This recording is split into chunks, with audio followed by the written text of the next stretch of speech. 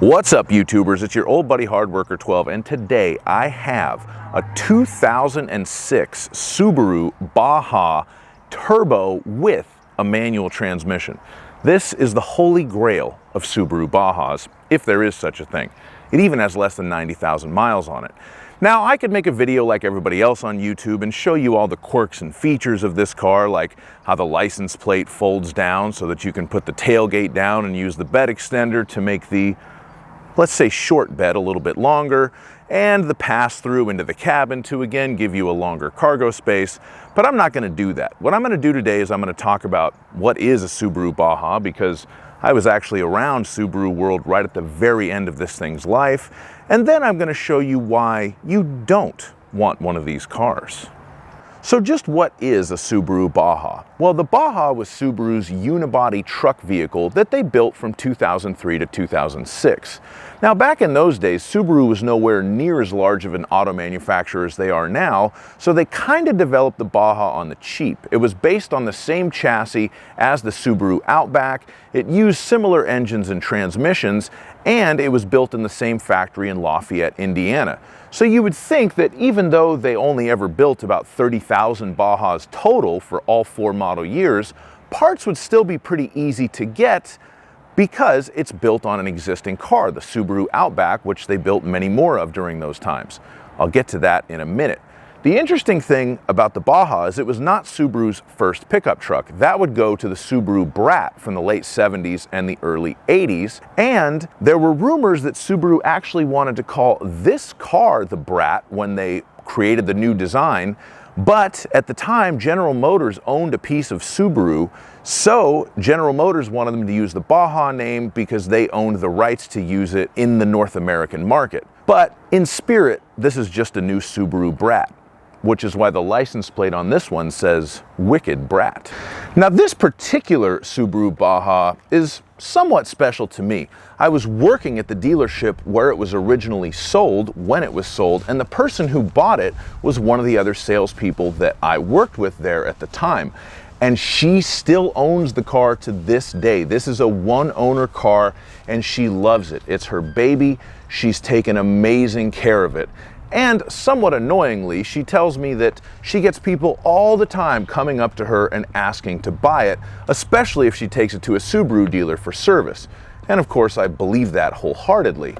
But there are a few reasons why you might not want to own one of these cars. Even though this was based on the same chassis as the Subaru Outback and the Subaru Legacy of the time, the second generation Outback and Legacy that they built from 2000 to 2004, so many of the parts on the Baja are unique that they're almost impossible to replace at this point. Now, to illustrate this, I'm going to start with the hood. As I stated earlier, this is the turbo model, so it has this very nice hood scoop integrated into the hood. Only one problem: this particular hood was only ever used on the Baja Turbos. The Legacies and the Outbacks of this generation never offered a turbo engine or a hood with a hood scoop. So all of the parts for this hood, as far as the scoop, are unique. So she can't get a new sort of surround for the hood scoop. She can't get a replacement hood. So, as much as it pains her, unfortunately, time has taken its toll. This is about a 16-year-old car at this point, and she can't get new parts for this car. One bright spot as far as parts availability and compatibility is the powertrain. Now, this is a turbo Baja. It's a 2.5-liter turbo engine, and it is identical to the 2.5-liter turbo that was used in the 2004 and 2005 Forester XT models. It's also almost identical to the 2.5-liter that was used in the 2006, 2007, and 2008 WRX. There are a few differences there. The 2008 WRX used a slightly different intake manifold, and the 2006 and 7 and 8 all had variable valve timing on the intake side. But for the most part, all the parts are compatible with the engine, and the transmission would be relatively easy to get parts for as well. So you can keep your Baja running, whether it's a turbo or a non-turbo, because the non-turbos were pretty much the same as all the other EJ25s Subaru was building around that time anyway. Now moving on to the interior of the Baja, and some of the things in here are actually compatible with the Legacies and the Outbacks of this generation. Specifically the front seats, the center control stack, and the steering wheel. So you can put power seats in from one of the upgraded Legacy or Outback models. You can put a steering wheel with wood trim out of an Outback LL Bean. There is some parts compatibility here, but as we'll see in a minute, it's relatively limited. And if we move into the back seat, the parts compatibility pretty much completely evaporates. The Baja's back seat is unique because it only seats 2 people. There's no inboard passenger. Subaru did that to comply with side impact safety rules on the car, and even the door cards are unique. Now we move on to the side of the Baja on the outside, and we find some more unique parts.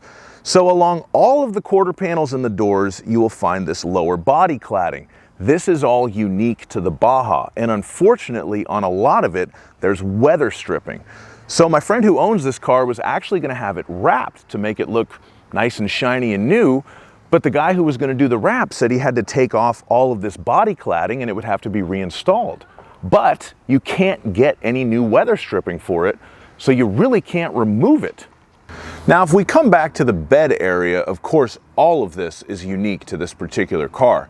No other car, no other Subaru has the same kind of bed or any of these body panels that the Baja does. But it's the little things that you might not expect. For example, all of the little grommets that are in various parts of the bed and the tailgate here, those are unobtainium. So if they get lost, if they dry out, fall out, go away, you can't replace them. You can't even order them from the parts department of a Subaru dealer. My friend has a plan. She is going to have some custom made by a guy that works on boats in her area. So apparently that is an option if you need them, but if you're trying to look for the original parts for all these little grommets and stuff, they're not available. Even little things like the gas cap are unique to this car, and you can't even get new Baja floor mats anymore. And if that's not a tragedy, I don't know what is. So after watching this video, I hope you can understand why it would be so difficult to own a Subaru Baja. And also, please stop coming up to my friend and asking her to buy this car in parking lots and service departments because she's sick of hearing it. She doesn't want to sell it. She claims she will be buried in this car because she loves it that much. Anyway, thank you so much for watching my video. I hope you liked it. If you do, please like and subscribe, and have yourself a wonderful day.